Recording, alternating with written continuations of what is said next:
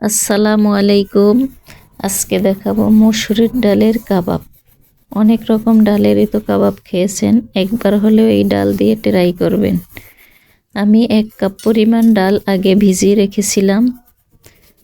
এখন দিয়ে দিলাম কিছু চিকেন টুকরা করে রাখছি, আদা রসুন বাটা 1 চা চামচ, ধনিয়া জিরা গুঁড়া 1 চা চামচ, স্বাদ মতো লবণ, একটা এলাচ ফাটিয়ে দিলাম দানাগুলো,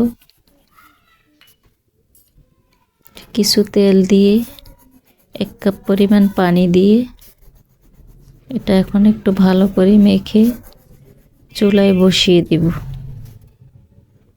এই যে কিছুক্ষণ পরে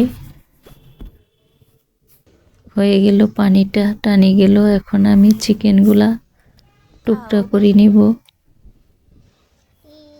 যে চিকেনগুলা টুকরা করে নিলাম, কিছু আস্ত আস্তগুলো মিক্স করে দিলাম, পেঁয়াজ কুচি বেরেস্তা করে দিছি, পেঁয়াজ বেরেস্তা 1 চা চামচ,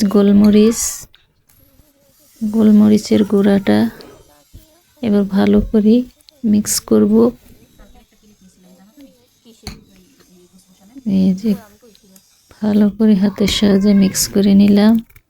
এখন একটা ডিম ফাটিয়ে দিলাম, ডিমটা দিয়ে ভালো করে মিক্স করব। দেখেন হাতের শেপে একটু নরম হয়েছে, সমস্যা নাই, একটু রেস্ট থাকলে ঠিক হয়ে যাবে। যে বানানো শেষ, ইচ্ছা করলে ফ্রোজেন করে রাখতে পারবেন।